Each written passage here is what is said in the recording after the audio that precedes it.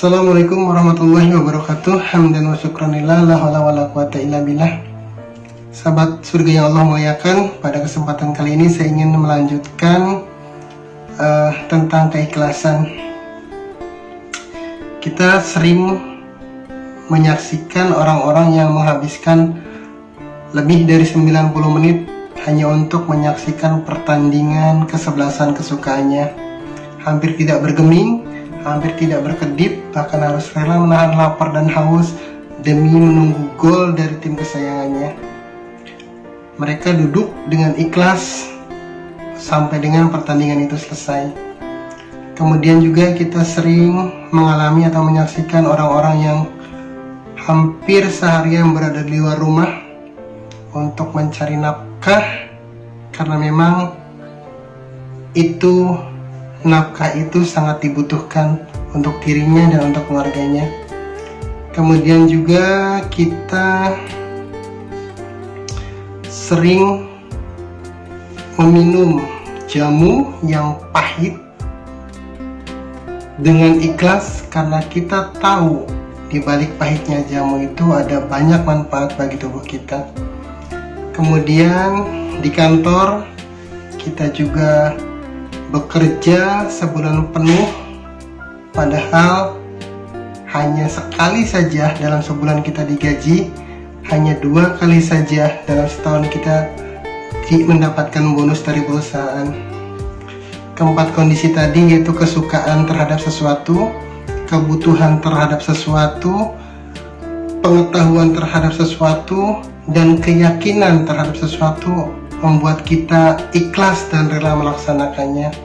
Kita ikhlas menonton bola, kita ikhlas berada di luar rumah karena kebutuhan, kita ikhlas minum jamu yang pahit karena kita tahu di balik jamu yang pahit itu ada hikmah. Kemudian kita juga ikhlas bekerja karena tahu bahwa kita pasti akan digaji.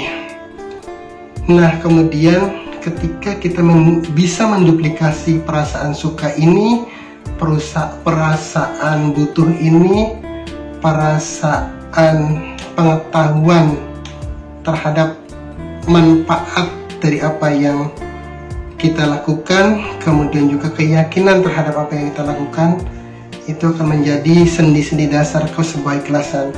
Ketika kita menduplikasikannya ke masalah zikir misalnya, kalau kita sudah tahu bahwa kita suka zikir, pasti zikir kita akan jadi nyaman.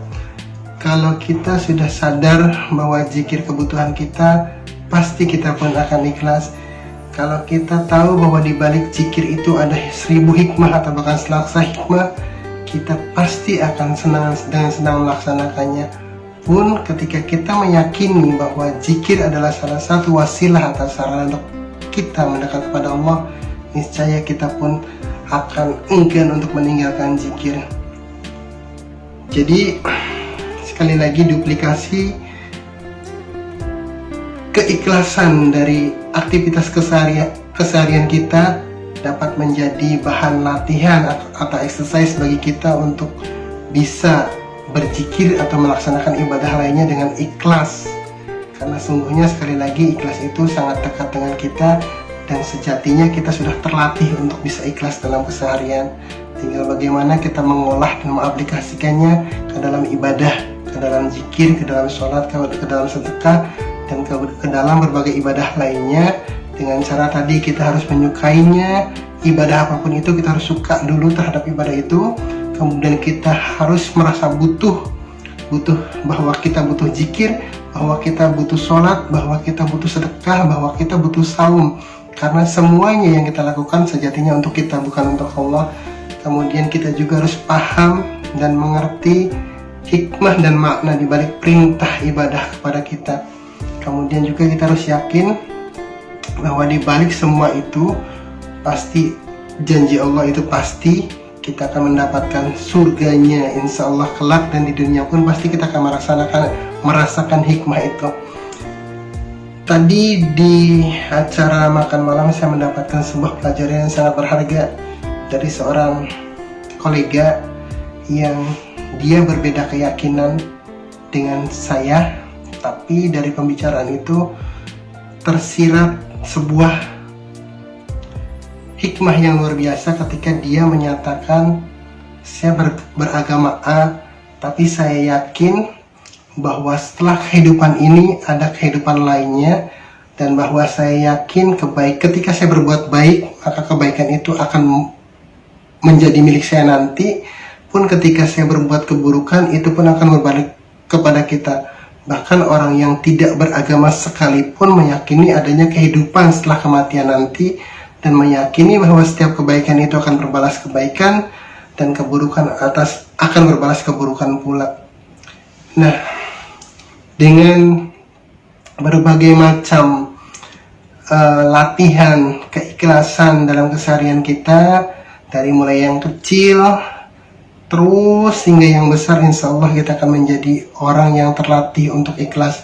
Jadi tidak perlu lagi ada on off, melainkan nanti kita akan merasakan auto ikhlas. Apapun yang kita lakukan akan dengan sendirinya dibumbui oleh keikhlasan. Sekali lagi syaratnya kita harus mencintai amaliyah itu, kita pun harus merasa butuh terhadap ibadah, kemudian juga kita harus paham ilmunya, tahu tata caranya, kemudian kita meyakini bahwa di balik semua perintah itu ada janji Allah yang maha benar, yakni surga, dan insya Allah kita bisa berjumpa dengan Allah kelak. Billahi taufiq wal hidayah. Wassalamualaikum warahmatullahi wabarakatuh.